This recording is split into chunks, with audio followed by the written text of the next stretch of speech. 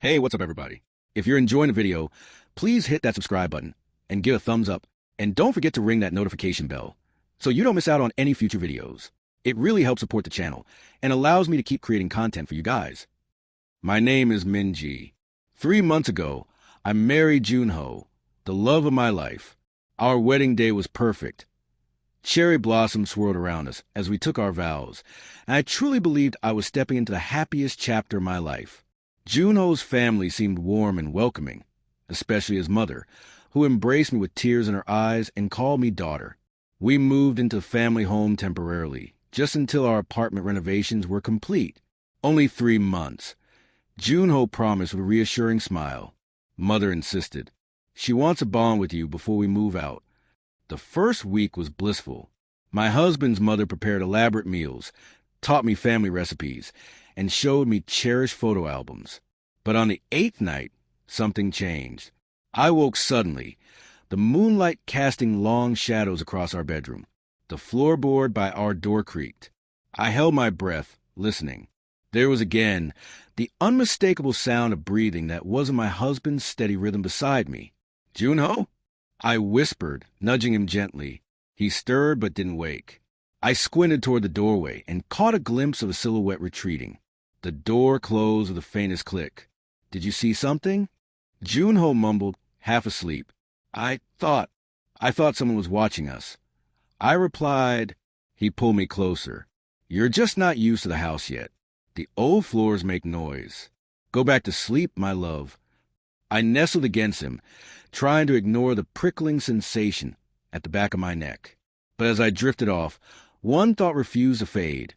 I was certain I had seen someone, and that someone had the same slight frame as my husband's mother. 2 weeks passed, and the incident might have been forgotten if it hadn't happened again and again. Always at night, always when Junho was asleep. I began to notice other things too. My drawers slightly rearranged, my journal moved from where I'd left it, my phone sometimes in a different position than I remembered. When I mentioned these concerns to Junho, his response was always the same. "Mother has always been respectful of privacy. You must be imagining things, Minji." But I wasn't imagining the way his mother's eyes followed me around the house, or how she would appear silently in doorways, watching. One evening, while Junho worked late, his mother sat beside me as I folded laundry. "You know, my son has always been a light sleeper," she said conversationally. "Even as a baby, the slightest noise would wake him." I nodded, unsure where this was leading. "Except when he's with you," she continued, her voice taking on an edge. "He sleeps so deeply now, almost unnaturally so." My hands froze mid-fold. "What are you suggesting?" She patted my hand, her touch cold. "Nothing, dear. I'm just concerned about my son's well-being.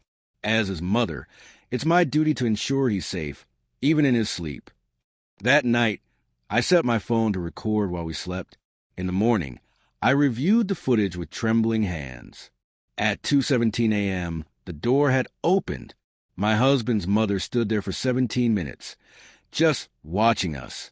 Before leaving, she approached my side of the bed, leaned down, and whispered something I couldn't make out on the recording. I showed Junho the video, expecting shock, anger, protection. Instead, his face hardened. "You recorded us sleeping?" Without telling me.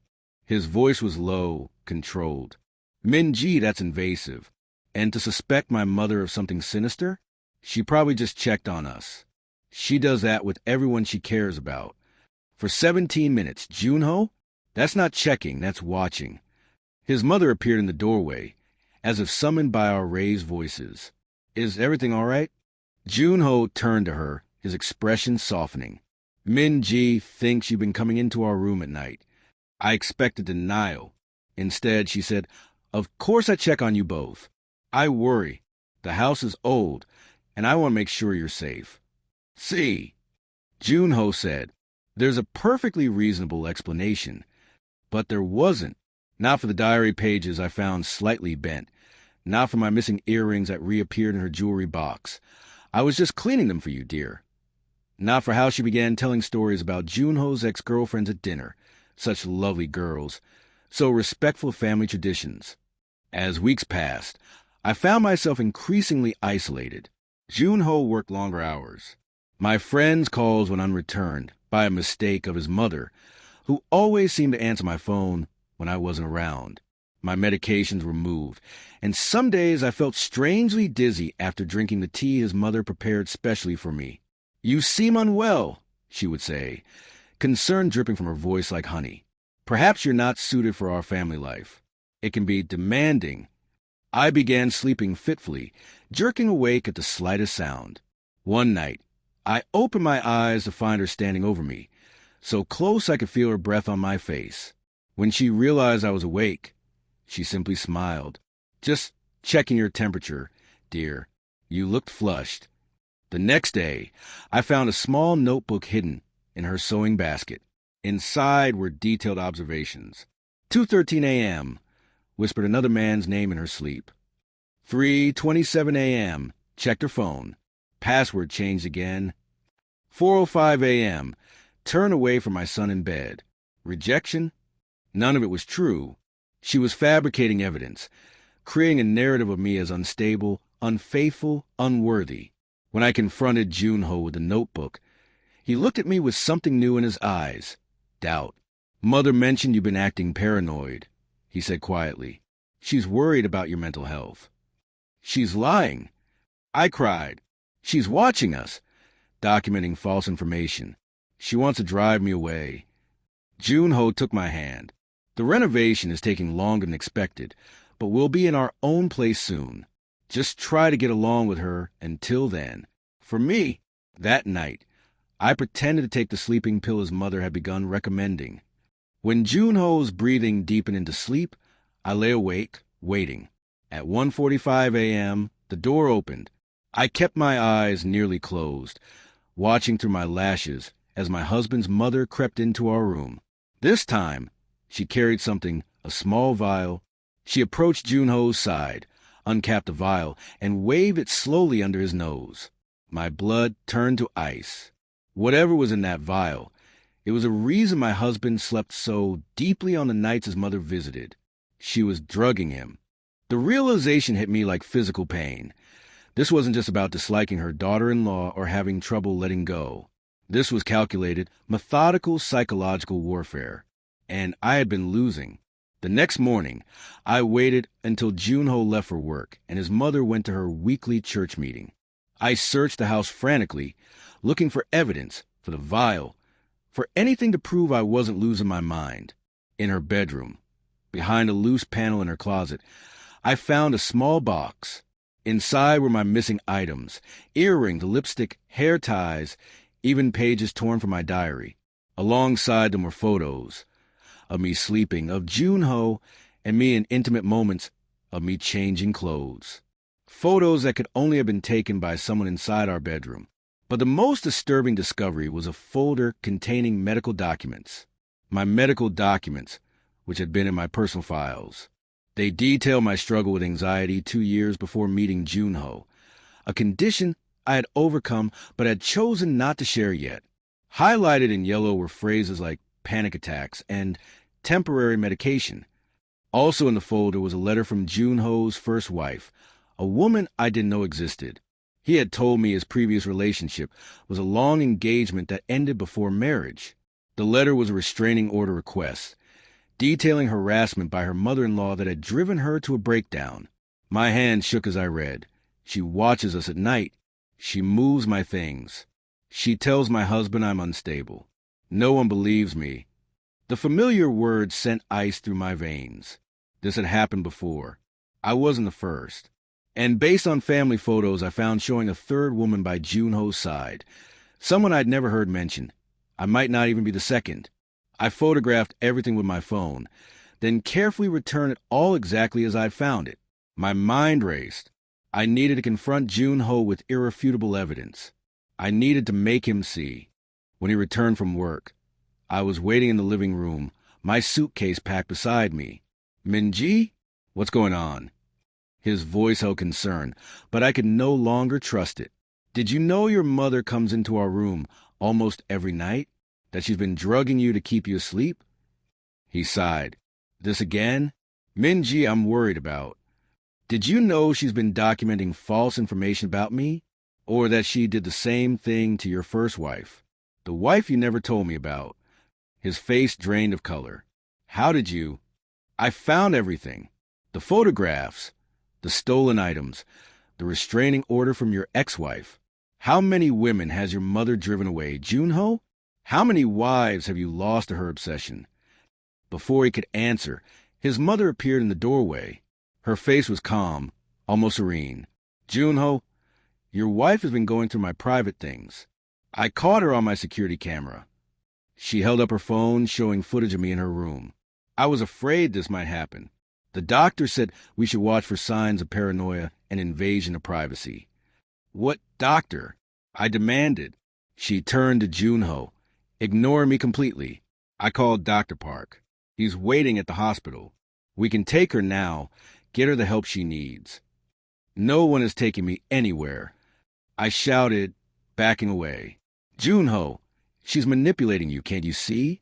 She did this before. Your ex-wife tried to warn you. Junho looked torn, his eyes moving between us. Minji, if you're unwell. I'm not unwell. I'm being systematically terrorized by your mother. She comes into our room at night. She watches us sleep. She's been gaslighting me for weeks. His mother stepped forward, her voice gentle. The delusions are getting worse.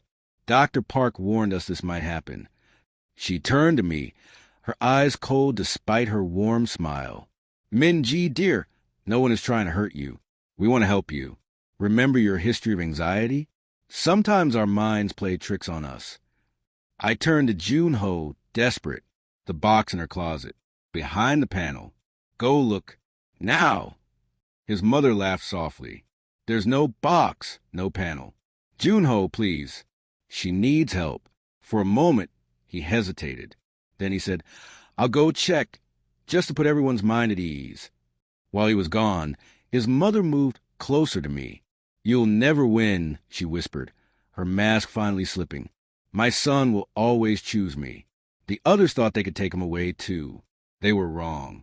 How many were there? I asked, my voice shaking. How many daughters-in-law have you destroyed? Her smile was chilling. You'll be the third to leave. But don't worry. I take good care of my son. He always recovers. Junho returned, his face unreadable. There's no box, Minji. No panel in the closet. My heart sank. That's impossible. I saw it. I took pictures. I reached for my phone, but it wasn't in my pocket. I frantically searched my bag. Looking for this? His mother held up my phone.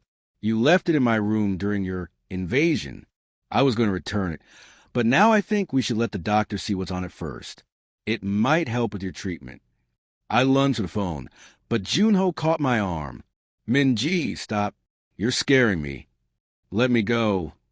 I twisted free and ran to the bedroom we shared, slamming and locking the door behind me. I could hear them following. Junho pleading with me to open up, his mother's voice a soothing counterpoint suggesting they call for help. I frantically searched for my laptop. I needed to contact someone, anyone, but it was gone from where I'd left it. Everything was gone or moved. I was trapped in a nightmare of someone else's making. A small silver key caught my eye, the key to his mother's room that I'd forgotten to return after my search. In desperation, I unlocked our window and climbed out onto the narrow ledge. The drop was too far to jump safely, but I could edge along to the next window, his mother's room. If I could get back to that box, find concrete evidence. With my back pressed against the house's exterior, I inched along the ledge, trying not to look down. When I reached her window, I used a key to unlock it and slipped inside. I could hear Junho in the hallway, still knocking at our bedroom door. Unaware I was no longer there, I rushed to the closet, pushed aside her hanging clothes, and felt for the panel. It was gone. The entire back of the closet was different, solid, with no loose sections. She had changed it, somehow, in the short time I'd been confronting Junho. A soft laugh came from behind me. Looking for something? I whirled around. His mother stood in the doorway, holding a small remote control. The panel? A simple mechanism. Press this button, she demonstrated, and a section of the wall beside the closet slid open, revealing the box I'd found earlier, and it appears. Press it again. The panel slid closed, becoming invisible against the wall. And it's gone. My husband was an engineer. He built many clever things into this house before he died. She stepped closer. Did you really think I wouldn't notice you'd been in here? That I wouldn't move everything once I saw you on my camera? I've been doing this for years. Minji, you're not the first daughter-in-law to try to outsmart me. Why? I asked, my voice breaking. Why do this? No woman is good enough for my son, she said simply. No one can care for him like I do. The others were flawed, one was barren, one was ambitious. And you? You're unstable. At least, that's what all the evidence will show. From downstairs, I heard Junho calling for us both. He'll believe me, I said with more confidence than I felt. I'm his wife. She smiled. And I'm his mother. I've been the constant in his life for 35 years. You've been here 3 months. She glanced at her watch. The ambulance should be here soon. Dr. Park is an old family friend. He'll ensure you get the appropriate care. In that moment, something inside me broke, and then reformed harder and colder than before. I had been playing defense, trying to prove my sanity, trying to win Junho's trust. But I'd been playing a rigged game. You've done this twice before, I said slowly. The first wife, what was her name? So-Yun, she answered, almost proudly. She lasted 6 months before the nervous breakdown. The doctors were very understanding. And the second? Hygiene, barely 4 months. She tried to turn my son against me, claimed I was poisoning her food. She chuckled. So dramatic. The restraining order was denied. Of course. She left the country afterward. Couldn't handle the shame. While she spoke, I quietly pressed a record button on the small voice recorder I kept in my pocket, a habit from my days as a journalism student that had never quite faded. And now me, I said, 3 months in, right on schedule. She nodded. You were smarter than the others. Finding the panel was impressive, but the outcome will be the same. What does Junho believe happened to them? That they couldn't handle the pressures of marriage, that they were unstable. My son is brilliant in business, but naive in matters of the heart. He trusts me to protect him. I heard the front door open, voices downstairs. She smiled. That will be Dr. Park. Time to get you the help you need, daughter-in-law. Without warning, I lunged past her toward the door. She grabbed my arm with surprising strength, her nails digging into my skin. You can't escape this, she hissed. I twisted free and ran down the hallway, colliding with Junho at the top of the stairs. Minji, where were you? I've been worried sick. He held my shoulders, his eyes searching my face. Behind him stood an older man with a medical bag. Your mother? I gasped. She admitted everything. I have it recorded. I pulled out my voice recorder and pressed play. My voice came through clearly. You've done this twice before. The first wife, what was her name? Silence followed. No response from his mother. No confession. Nothing but dead air. I pressed other buttons frantically, rewound, played again. Nothing. His mother appeared behind me, her face a mass of concern. The poor dear. She's been talking to herself, claiming to have evidence. She addressed me directly, her voice dripping with false compassion. Minji, there's no recording because we never had that conversation.